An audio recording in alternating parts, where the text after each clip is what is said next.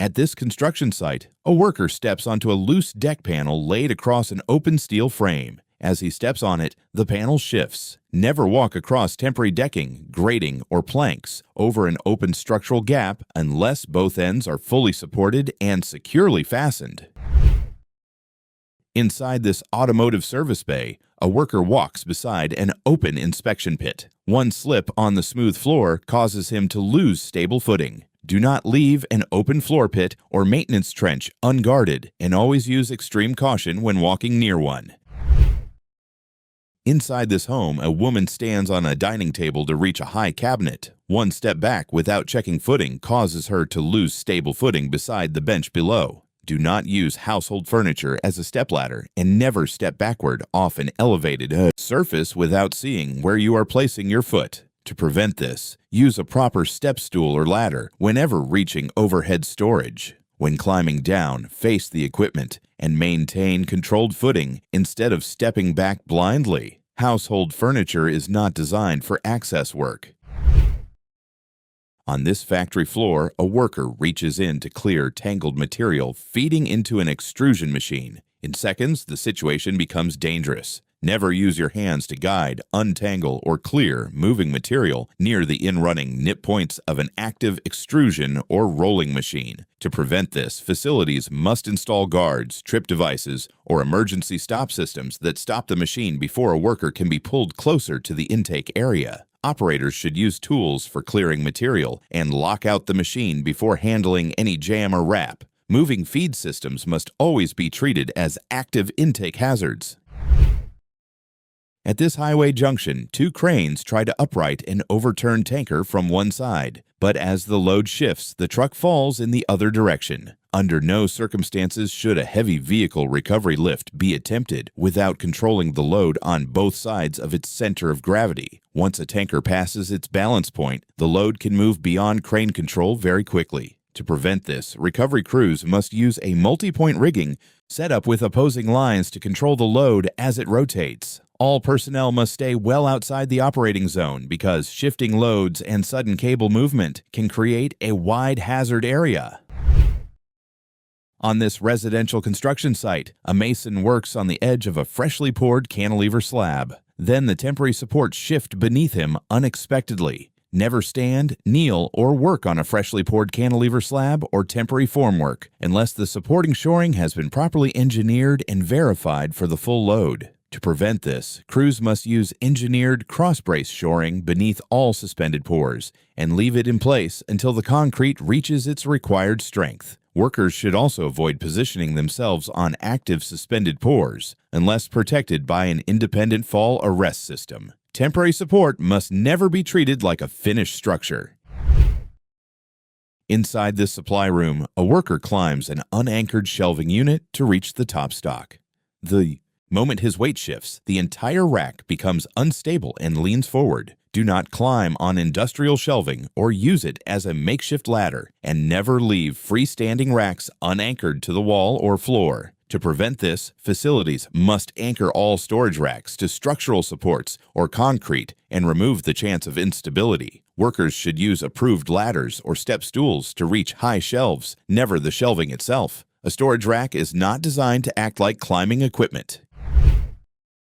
In this forest clearing, a man stands high on a ladder, cutting a large tree limb. When the branch separates, it swings back toward the ladder, destabilizing the entire setup. Avoid performing elevated cutting work from an unanchored extension ladder while handling large, tension-loaded tree limbs. Once the cut releases, the limb can move in ways the ladder cannot withstand. To prevent this, tree work at height should be done from an aerial lift or with proper climbing gear and rated tie-off points. Large limbs should be cut and lowered using controlled rigging rather than allowing them to move freely. A ladder should never be the platform for unstable cutting work. Inside the stone facility, an overhead crane lowers a massive marble slab onto a loaded truck, but it didn't go as planned. Never hoist a polished stone slab with a single friction clamp, and never stand within the load movement zone of a suspended load.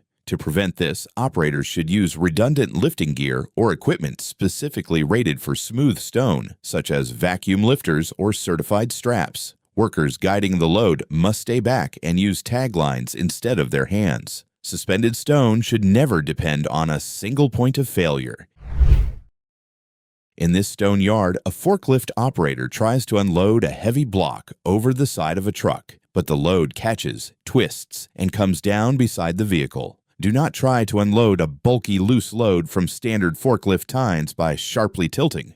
The mast forward. Forks are built to carry stable loads, not to act like a dump bucket. To prevent this, operators must use the correct attachment for loose or irregular material, such as a self-dumping hopper or rotating grab. They should never try to shake or flick a heavy load off elevated forks. Once a load leaves the tines, its path is no longer under control.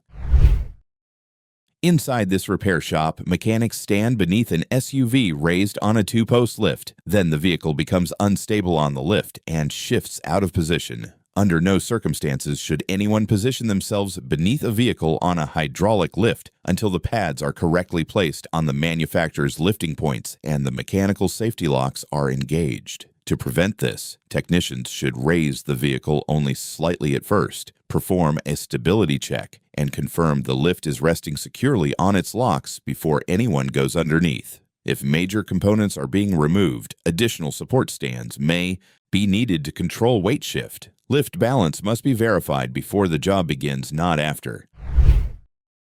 Inside this paper packaging facility, a worker stands behind a large stationary paper roll near the line. At the same time, a forklift approaches with its view blocked by another roll. Avoid driving a forklift forward with a load that blocks your view, and never stand within the obstructed path of moving equipment. To prevent this, forklift operators should travel in reverse whenever the load obstructs forward visibility and make sure the path is clear before moving. Facilities must also separate pedestrians from forklift traffic and keep workers out of narrow, tight clearance areas near stored materials. If vision is blocked, the route is not safe.